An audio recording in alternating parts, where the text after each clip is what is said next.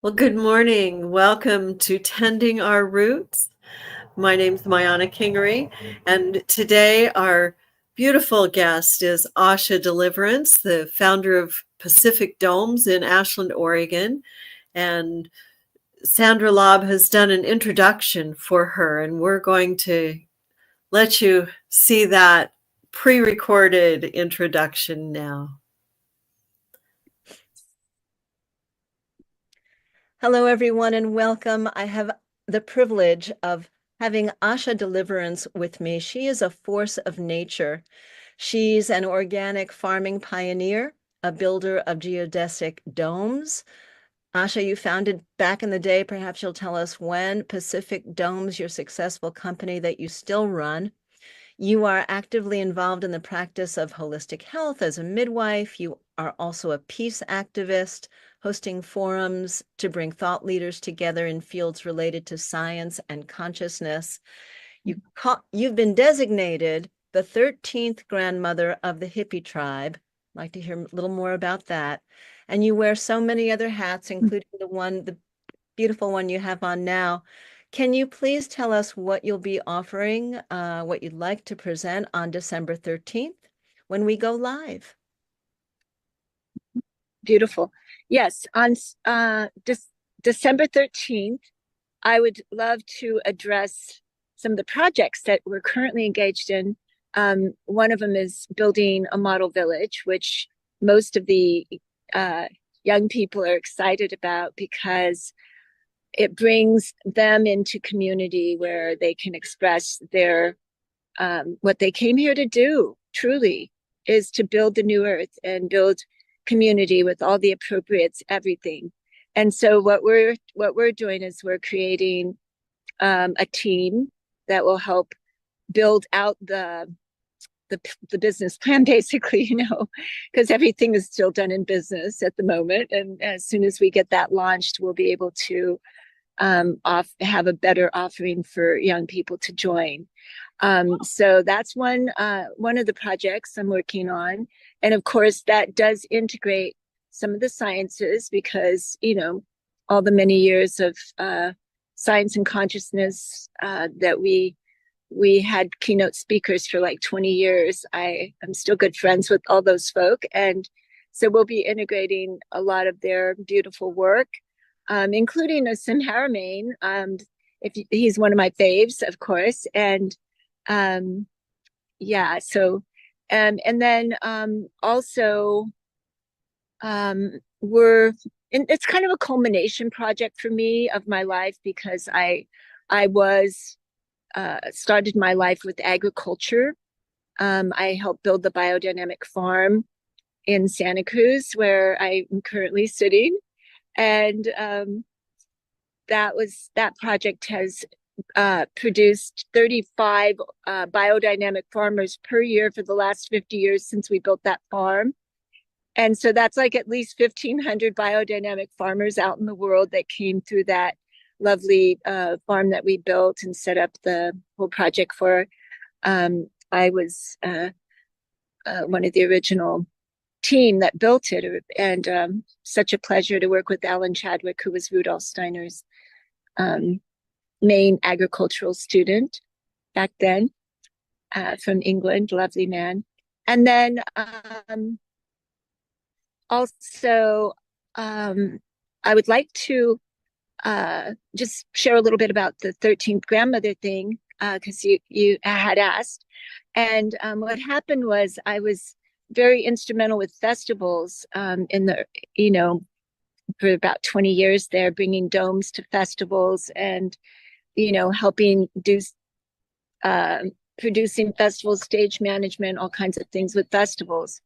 And during that time, I was part of Earth Dance, and Earth Dance was a global festival where people all over the world prayed for peace together. And we would end up with 170 different places all praying for peace in different countries, 150 countries, maybe 500 events, depending on the year. And they would all coincide to have a prayer for peace at the same time for the whole world on Peace and Prayer Day, World Peace and Prayer Day. And we would always present a special theme. And that theme one year was the 13 grandmothers. And the organizer was my dear friend, Chris Decker. He came to me in desperation. So-and-so couldn't catch her flight, Asha.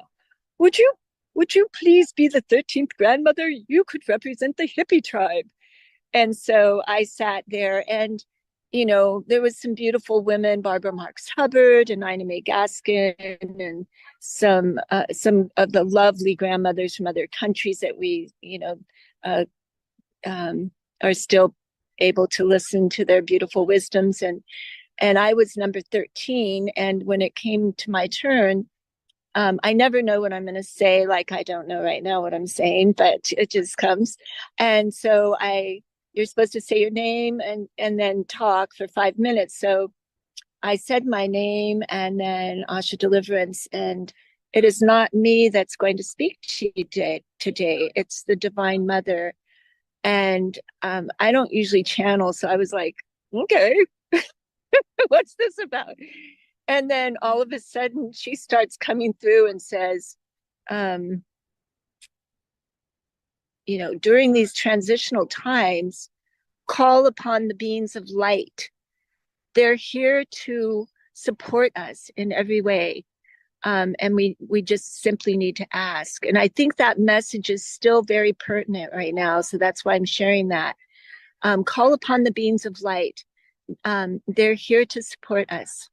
And when she said that, the whole dome, we were in a big dome I had set up. It was 30-foot ceiling height, 60-foot diameter. And there was a few hundred people in there. And everyone saw the balls of light, those, what are they called? Orbs, flying all over the dome happily, probably 30 of them just zipping all around the dome. And people came to me afterward and who had also seen it, and I was like, I didn't know if it was just me that got to see that or what, but everybody saw it. So it was super cool. Call upon the light. And that's such a pertinent message right now because, we are all in this transitional thing and it looks so wacky. The whole world is just looking so wacky, but we just have to continually choose love. And that's such a big message right now. So I think I would love to tell stories about choosing love. That's another subject I would like to address. Perfect. Yeah. Just perfect. I still have chills. It's beautiful to meet you, Asha. I look forward to your presentation. Have a wonderful rest of your day. Thank you. You too. Nice to meet you, Sandra. Okay. Bye-bye. Okay. Well, so now you've had a taste of how we're going to be tending our roots today. We're really focusing on what's building new with Asha. She has her fingers in many, many, many things. And I invite you to share, invite your friends to join this broadcast. And I'm going to bring on Kelly Springer, who's going to be leading this call today with Asha. Of course, Asha's going to get her time to just talk, but Kelly Springer is going to be here also. So I'm going to pass the torch to you, Kelly. Much love. Kelly's one of our grandmothers who's one of our event coordinator and on council with us. Thank you. So good morning and welcome. Good morning, everyone.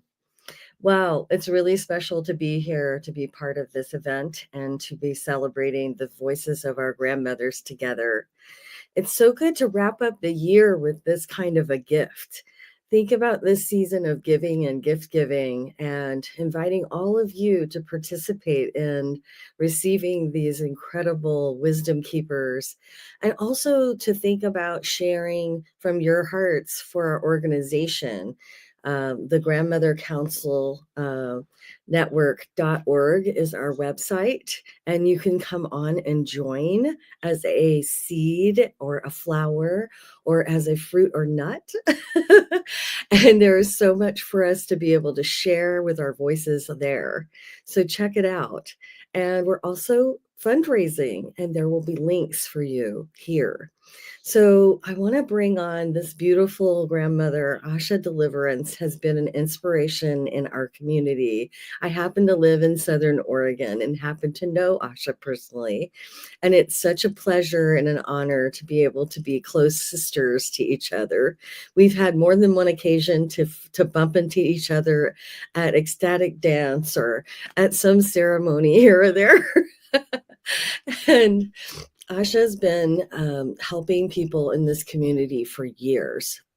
And her family, her children, all have made marks on our hearts.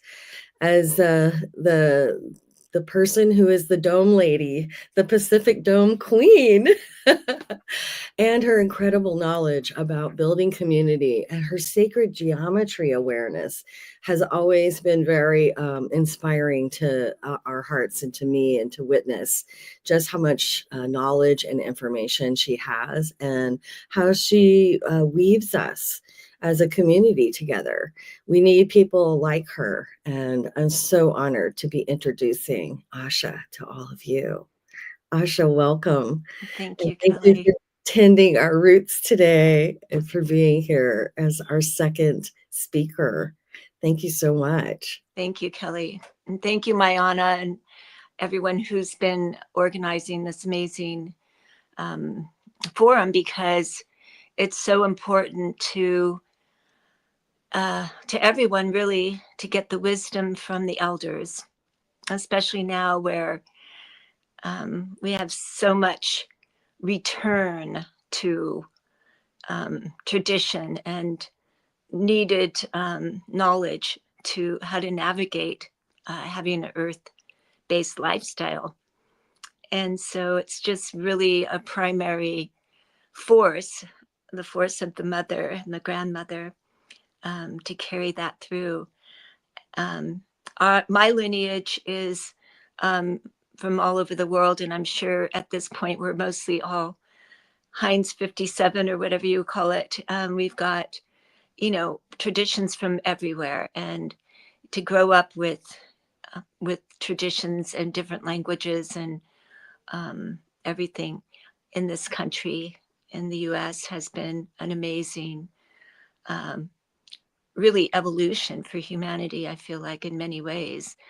And holding on to core values through it all has also been challenging. So I think that if we could focus our attention and energy on the core values and what that means, is primary for all of us. And the core value, of course, of living close to the earth is very prominent. Young people are learning about permaculture, organic farming, and all the different earth skills, and how to do natural building, and how to eat naturally and organic, and all the good things. All of that has progressed. I mean, we were at that maybe feeling like a revolution in the 70s and the 60s, but at this point it's kind of a mainstream thing. And I thought sacred geometry, I used to hide that in my business. I didn't talk about sacred geometry when I first was promoting Pacific Domes. I hid that side of it, but now people do want to hear about it, and I love that. So I get to be a geek openly and talk about sacred geometry. So of course, my passion has been the domes, but truly my passion is building community. And the dome is an aspect of that. Of course, organic farming is an aspect of that, and communication skills is an aspect of that. And of course, bottom line, I think our core value is based on understanding of unity. And I won't say spirituality. I don't even know how that word hits people anymore, but it's not the same as religion, of course, spirituality, but still a lot of people don't really love that word. I think understanding unity is really a core value for us, and choosing love being the primary choice we have to make at all times. And I have really looked at that a lot because I was actually trained as a spiritual healer when I was very young and studied many, many years. And what I studied was basically that, what I learned was basically that spiritual healing isn't fixing something. We're not trying to fix everything. We're just tuning into a higher level of consciousness and allowing it to reveal its beauty into the physical world through us as the creators, the co-creators.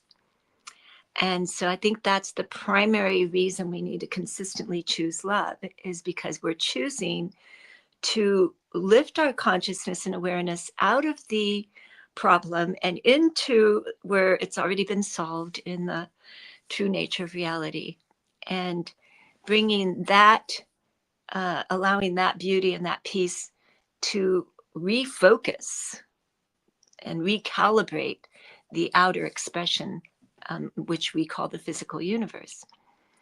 And so in studying physics, I really got the gist of that. And then I was very fortunate that I got to be part of some deep Buddhist teachings that also just basically drove that point home. If you study any ancient tradition, you're going to find that the core of it is this awareness of a place in that we are all unified. And in physics, you call it the singularity. In Buddhism, you call it the Dharma Dhatu. In some traditions, it's called the soul meaning one. And it's a place where all time and space are born from. And we are all entangled in that one place. And when we realize that, and in that place is great perfection. And the great teachers of old would say that the only potential deviation from perfection in all the levels of existence is found in the physical universe, only because we requalify it through our lens. And if we can change our focus and our lens and calibrate ourselves to that high place of choosing love at all times, then we can become the creators of this new earth. So I think that's the simplest way I could explain it. If anybody wants really detailed explanations, I can go there. I love talking physics. It's one of my faves. But yeah, that's a pretty simple way of saying it. So, dropping any of the potential things that are hitting you, whether it's supply, remember this is an abundant universe. If it's health, remember that all things are vibrating in perfection. And if it's any other kind of issue, then we know that we can always turn to that great perfection and just drop the problem and simply become aware of this great beauty that is surrounding us and choose that love instead of that problem. And you get really good at it after a while, and you start to see problems dissolve in, that appear to you as problems. They dissolve and they find magical ways of showing you that, that this great perfection is in entering into your life and into your world, and touching all the people in your world. So I wanted to just bring that point across. And then from there, really, our focus is community. We're really hoping to generate a platform that that makes it really easy for people to find and live and thrive in community. And I think we are all focused on that.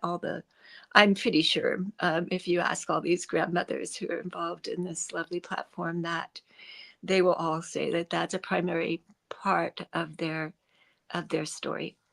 And so creating community, for me, it's, finding lands that are available, how to structure them. I've got friends who know how to do that. I am not the technical girl on that level, but I'm working with Green Earth Alliance, and they have studied that and worked on that for 10 years. And so we're working with them.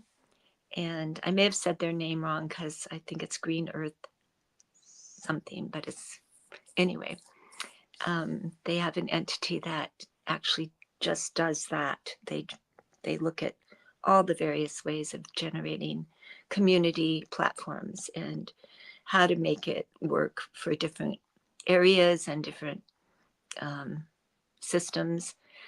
And we're trying to integrate architectural possibilities of all sorts, but currently I'm focused with Pacific Domes, obviously, because that's my company, and then also with the GeoShip team, because my passion is there, part of that group as well.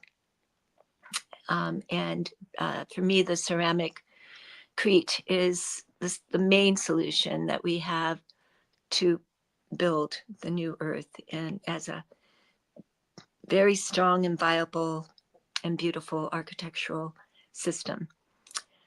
There's so many great building materials that are being designed and all of that. We also are bringing back some of the ancient wisdoms. There is a science called Vastu, and Vastu means vastness. And it's a way of bringing the blueprint of creation into the physical world so it resonates. Everything is based on resonance, and sacred geometry is really creating resonance patterns that that harmonize with divine blueprints. And when you understand these blueprints, which I love to teach about, then you can basically build the built world in resonance with this subtle universe, which is vibrating in perfection. So you're creating a resonance pattern, and that really supports biology. It enhances the energetic field, and it creates a healthy environment for people to live in. And Vastu science is, people think it's born out of India, but it was all over the planet. My teacher, who was revered in India as a main architect, traveled the whole world with a team of scientists and told them every measurement of every sacred site, because he wanted to show that this science was all over the world at one point. And the stronghold, of course, was in India, because they didn't have a chance to destroy the records there. I mean, the Vedic traditions were so steeped that they couldn't really just knock it out over in India somehow. And some of these ancient wisdoms took hold there and stayed strong.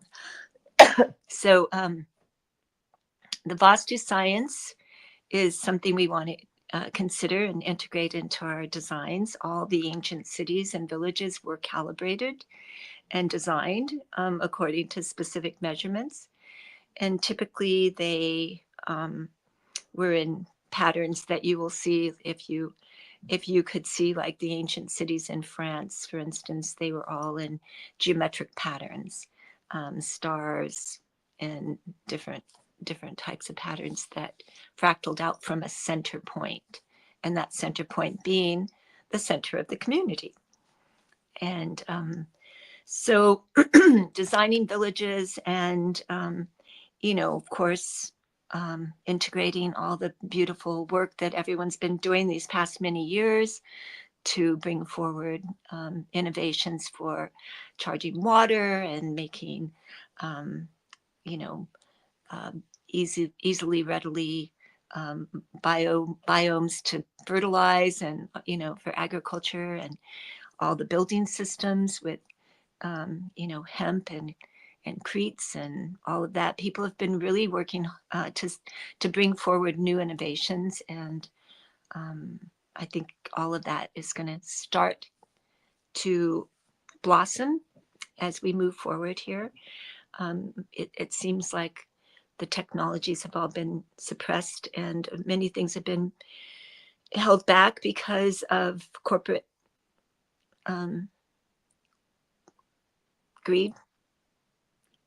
And so as soon as we turn that corner and we end up in this free or open space where we can create, you're going to see blossoming of all these beautiful things that people have been working on.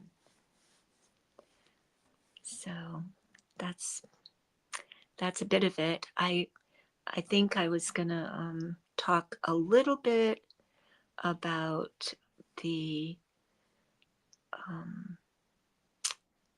question that was asked to me earlier, about Pacific Domes, and when I founded it.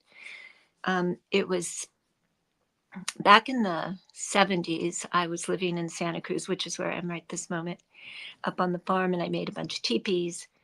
And I had already taken a dome building class, and then I moved to a monastery in Southern California a few years later, and they needed shelters. And so I decided to turn my canvas stitching into geodesic domes instead of teepees, and put a wood stove in there, and windows, which I couldn't live without. And so then I ended up with the dome, and we made about a dozen domes for the community in Southern California. It was Madre Grande Monastery. That's where it was. And that was in 1978, 78 and 79. And then I moved to Oregon and started it as a business, because there was a lot of communities in Oregon out in the hills, and people still needed shelter. And the dome was such a solid, amazing shelter. It was pretty easy and quick to make. We had people living in them for 30 years. Handles hurricanes, safe in an earthquake. Very portable, easy to install. Seemed like the most zen, quick, easy solution to creating shelter for community. So I stuck with that, and started making larger and larger and larger domes, because I have children that wanted to take them to Burning Man and various places. And we started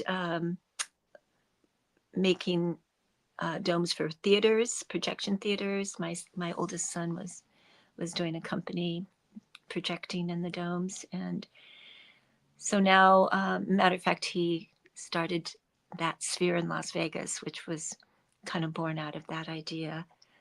The spheres that Pacific Domes was making, and him doing his projection inside of them, turned into that, which we're trying to calm that one down and take out the LED aspect of it and do projection again, and downsize them so they're actually affordable venues for people, and they can actually be imbued with sound and light healing. And my son has a company now where he produces immersive content for people. So that's all coming along, and creating these beautiful theaters where thousands of people can go in and be healed through the media of entertainment. How cool is that? And so that's a project we're working on. And, you know, that could become a revenue stream for communities as well. A lot of people are using glamping as a revenue stream. Dome glamping has become a very famous thing. And we have a lot of companies that have been inspired by Pacific Domes that are starting to create domes all over the world. And it's becoming a main glamping structure. So that's been fun too to watch. Yeah. Kelly, any questions? On the unmute. Hi, I wanted to ask you, you know the world we're in, and you've had personal experience with the intensity of things that could happen when things we don't expect happen in the world, such as violence or loss, or we've had fires, we've had incredible things sweep through our valley. And as a mother, what you've been through. I don't know if you want to talk about your son, but that touched all of us so deeply. And I would like for you to talk about your awareness of how to choose peace in the face of such intense adversity that we face in our world. Will you speak to that? Absolutely. Absolutely. Thanks. That's a great segue for a conversation. Thank you, Kelly. So yeah, I will go there. And so basically, I think peace chooses you. That's also it's a feedback mechanism. And sun gazing was always really important to the ancient ones, and that is because the light activates your pineal gland, and your pineal gland is what gives you that communication with source, that awareness that you're communicating with source. Let's put it that way. And so it's very important, I think, to, if you can, to make sure you get that communication going with the sun. And I will talk a little bit about my son. I was very fortunate, had a lot of children, and beautiful children.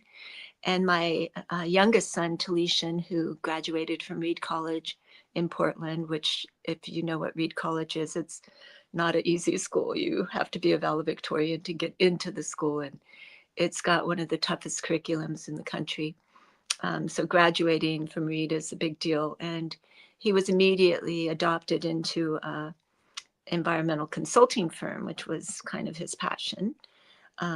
He had done his intern there in Portland in the largest non-government environmental consulting firm. And he was hired right off the bat from there. And he was living in Portland and taking the train. And it was at the rise of the Islamophobia that was being generated from the whole, I think there was like a ban on travel for Islamic people. I can't even remember how crazy it got.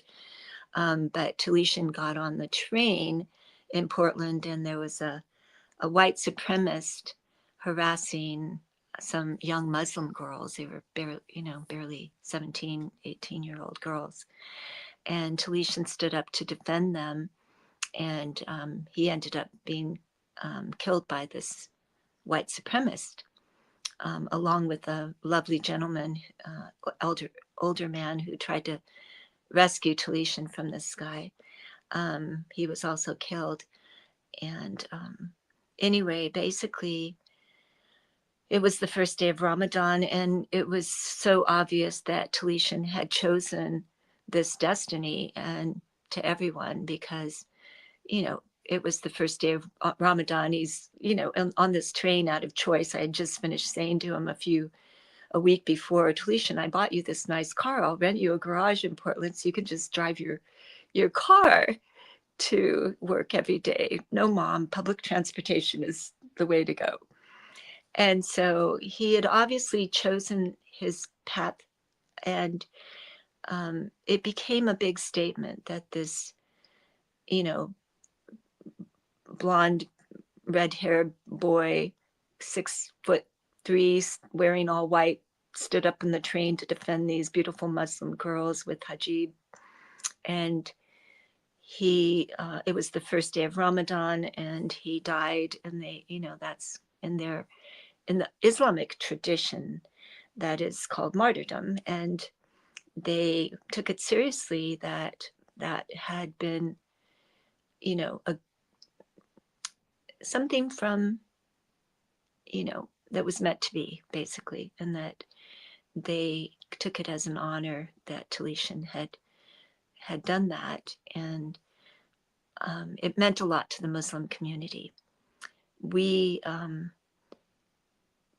heard from Muslims all over the world. And after he died, he came to me in a dream, and I had been teaching a class called The Physics of the Rainbow Light Body. It was basically based on Vedic physics and my understanding. I was a yogini when I was young. I taught Kundalini yoga and was really involved in the Vedic traditions. And so I was teaching this physics of the rainbow light body, which is something that they still consider a goal in their life, is to achieve your rainbow light body. And so when Talishan came to me in the dream, he said, "Mom, I have to leave now. Put on your rainbow scarves. Take my ashes to the Vajrasattva stupa. I'm going to disappear into rainbow light." And I didn't know what that meant, Vajrasattva stupa. But I called his godfather, and his godfather was picking me up to take me to this iris party where there was irises blooming all over this hillside. And he said, "Grab the rainbow scarves, let's go." And I told him about the dream, and he said, "Grab the rainbow scarves, let's go."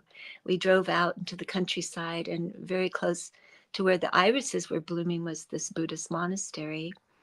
And the monk of the monastery, who had helped us in Portland with the cremation, had come to say prayers while we were doing the cremation in Portland a week prior, or 2 weeks prior. He was on the porch of this iris party, and I told him about the dream and asked him, "Where is this Vajrasattva stupa?" And he took us about a half mile down the road, and he was actually standing next to the guy who helped him build the stupa. And so there really was a Vajrasattva stupa, and we went there with the guy who built it. And he did prayers. I had brought ashes of Talishan there. He did prayers around the stupa, and then he put the ashes into the Buddha cave in the stupa, and a rainbow leaped out of the stupa.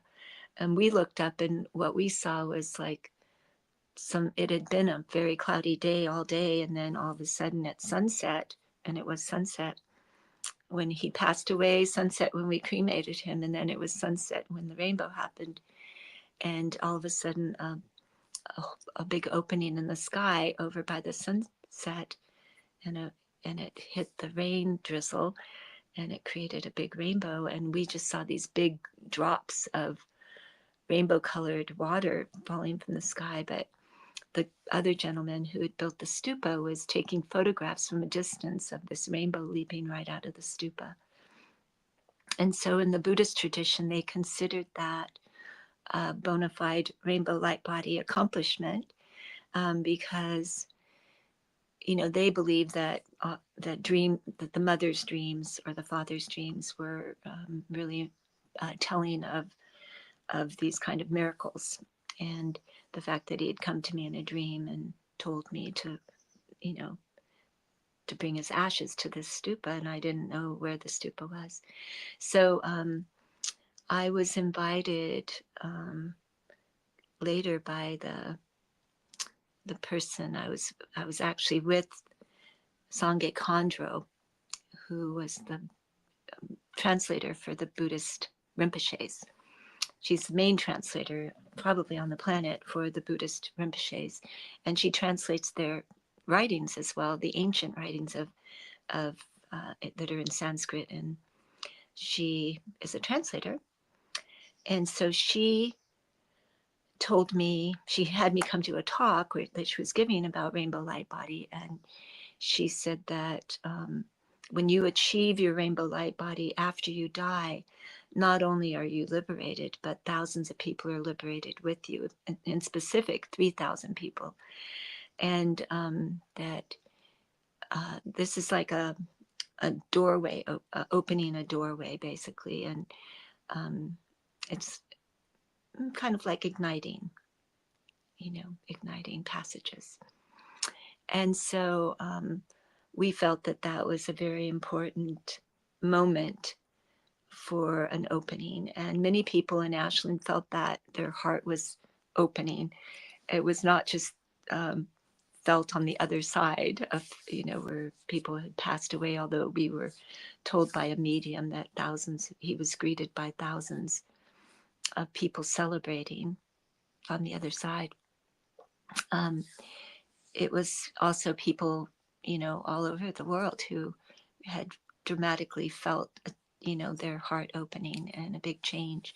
So I'm not sure how that works, but when people pass, I, of course, am a firm believer in eternal life. And when people pass, that's, for me, it's no different. You change form. It's sort of like you go to sleep and you wake up in a new town kind of thing. But it was very obvious with Talishan's passing that a greater event is occurring. And he did come to me a couple of times and mention that we will have this great event, that we're being lifted into a world of more harmonic light, and not that all of these things that we call problems that are occurring because of our programming, basically, that a lot of that programming is going to be basically dispelled or dispersed. And yeah. So. Well, I want to affirm with you how touching that experience with your family and your son was. The whole community was touched by Talishan, and he was, first of all, an absolute beautiful soul. He was a beautiful young man, but a beautiful person. And the wave that was felt was visible. As an aware person in the community with you, and a mother and a grandmother and a fellow biodynamic farmer at the time, because we were growing food and feeding people in the community. I just remember watching those ripples go out into the world from Talishan's journey, and saw how it was lifting people up, in huge communities were gathering around you and inviting you to come and share and talk. And I was so inspired by how you as a mother embraced his journey, his passing. And I witnessed so many mothers that collapse into grief, and they lose themselves in grief. It's very difficult for us to climb out of grief when we get really sunk in the mud. And listen to the way you talk and listening to the way you talk, and then witnessing the way you walked with this story too. The rainbow is definitely how I would see you, Asha, as a person. I like rainbow. You're a full-on rainbow human. I love them too. I photograph them all the time. I'm always putting pictures of them up everywhere. And I'm a firm believer that the rays of the rainbow are reflective of the light family that created life on Earth from our origin. So I believe they're very much about our origin. You were speaking about this idea, the bodhisattvaness of being in relationship with transition. I believe there are a lot of souls that are here shadow walking, and oftentimes we don't realize that we're here to pull a lot of souls up out of the lower frequencies with us. And I believe that for centuries and for a long time, we were taught and told, you have to, when you die, you'll take care of that. You'll bring all these people into healing like your son did. But I want to know if you're witnessing this. I'm seeing this in the world with my own walk, and I'm curious if you are too. I'm seeing more and more people go into their higher light bodies awake now with the new earth energy and the new creation power, where they're doing that resurrection work, if you will, for lack of another word, drawing up whatever their shadow walk has been and sending their awakened new light body into it now in our awake state. And I wonder what you feel about the new earth awakening and what you have to say about this creation field we're in right now and what that's, I don't know. Can you reflect on that? Yeah, once again, I think it's always a surprise, right? Life is a surprise for us. We're experiencing it.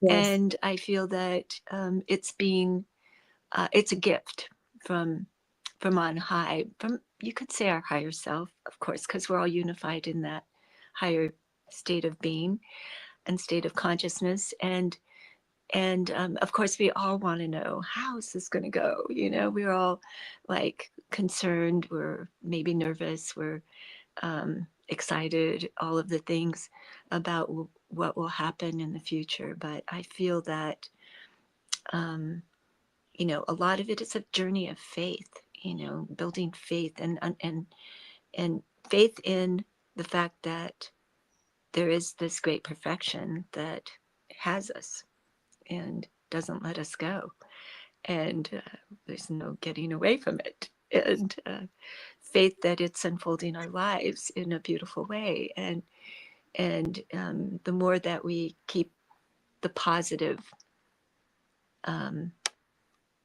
thought, choosing love over the fear, choosing faith over fear, choosing love over negativity, the more it activates in our being, and it opens up that DNA, and that light pours through, and we become more activated to generate this this new beautiful world. And it's a collective thing. It's nothing any one of us is doing. It's happening in this whole galaxy, I think.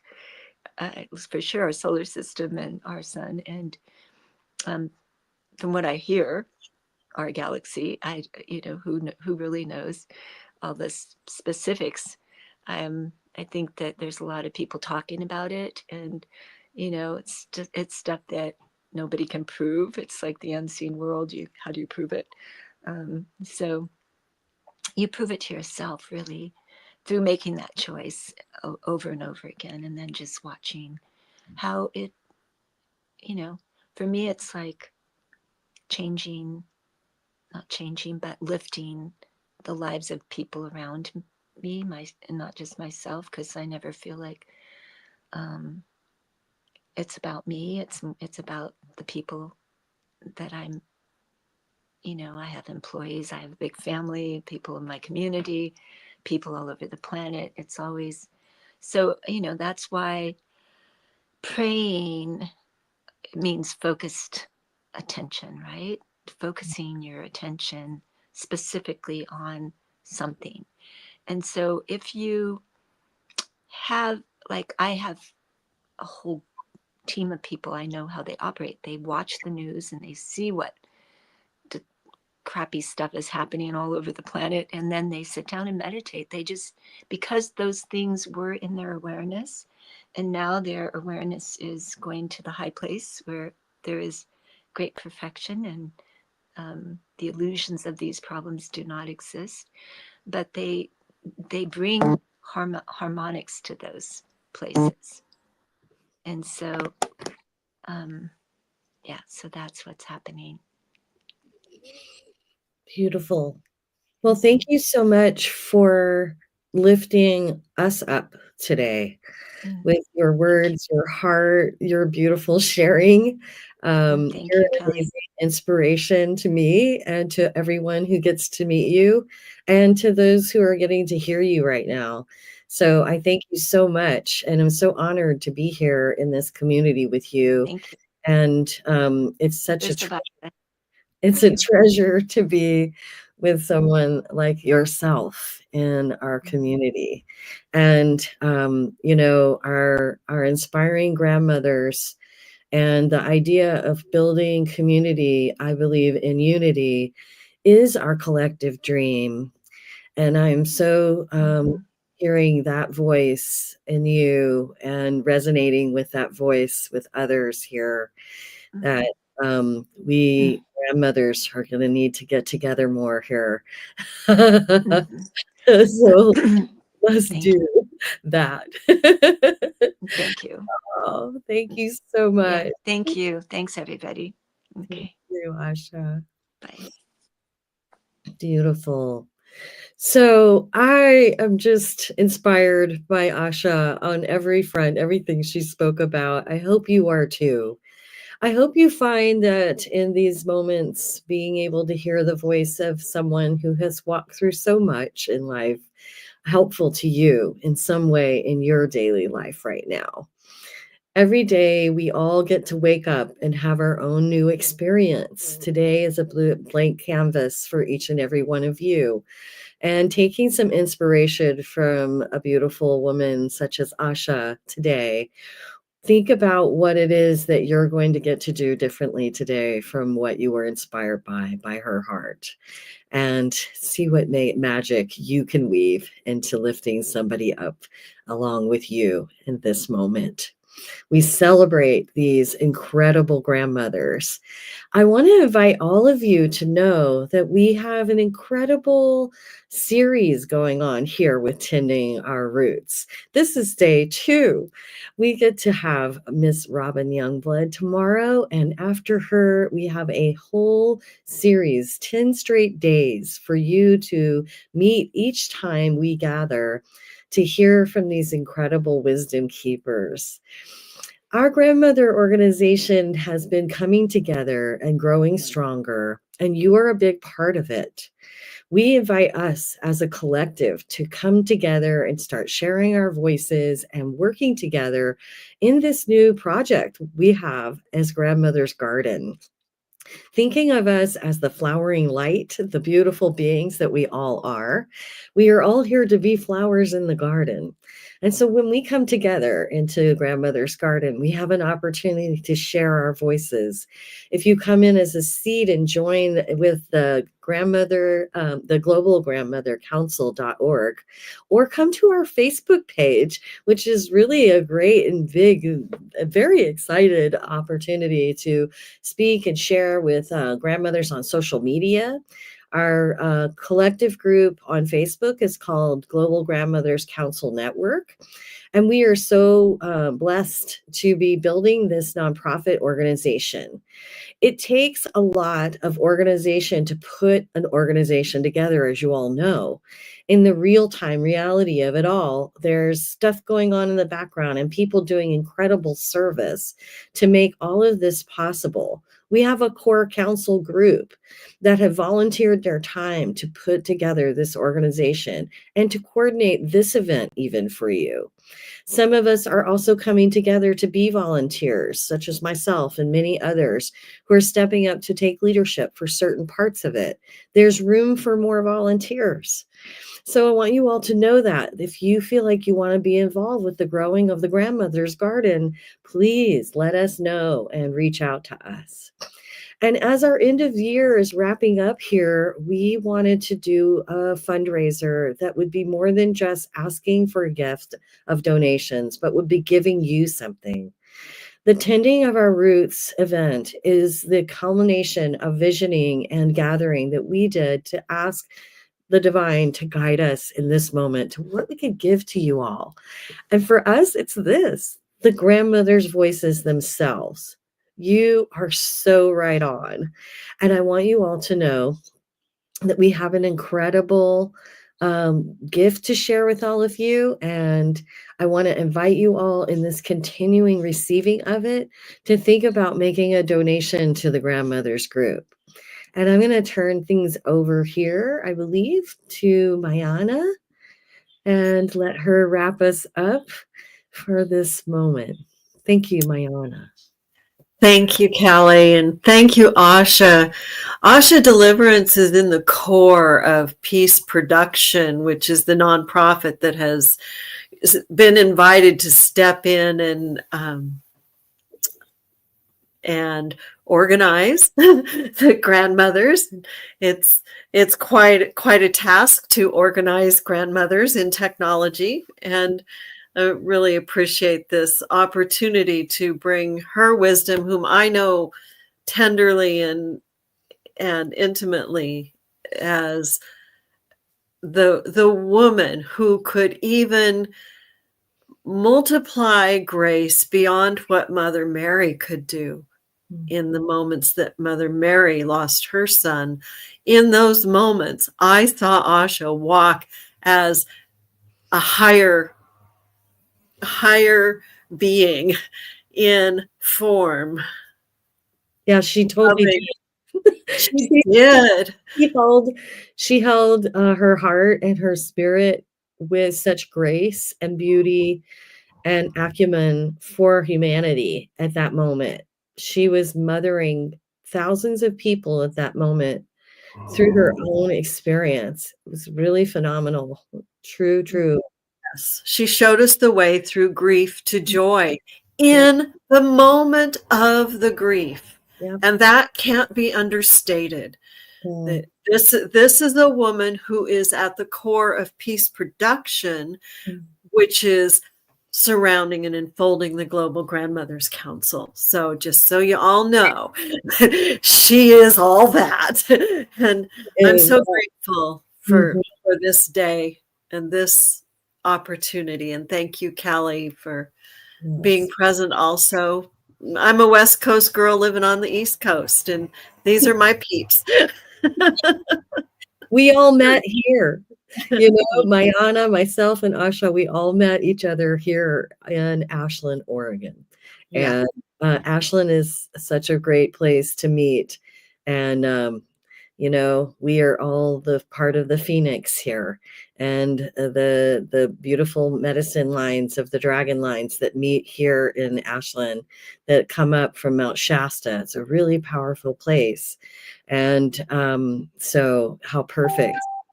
I'm grateful you're on the East Coast holding the candle and the light over there, East and West. Now we have the Asheville Ashland. Yeah, I mean, how fascinating. The storms. Yeah. Fire hit us, water over there. I mean, something big is coming into balance, isn't it? For all of our hearts. Something major.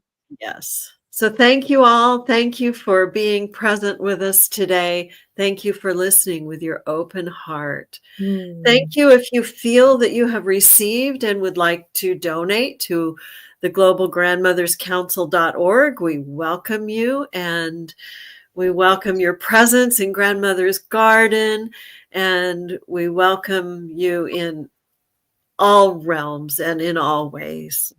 Oh, Mayana, will you say something about how people can make a donation? Go to globalgrandmotherscouncil.org and click on the donate tab on the top of the page. It's real easy. We use Zephy for our donations, so they even pay our Stripe fees for us. We get your full donation, and that really matters. Every 3% here and there makes a difference. So thank you for caring. And tomorrow, Tending Our Roots again at noon Eastern, 6 p.m. in Europe, and 9 a.m. on the West Coast. And we apologize to our Australian contingency because you have to watch the replay, but the replay is available on YouTube, on Facebook, all over the place. And in Grandmother's Garden, these will all be housed forever. Thank you, everyone. Many blessings. Until tomorrow. Until then.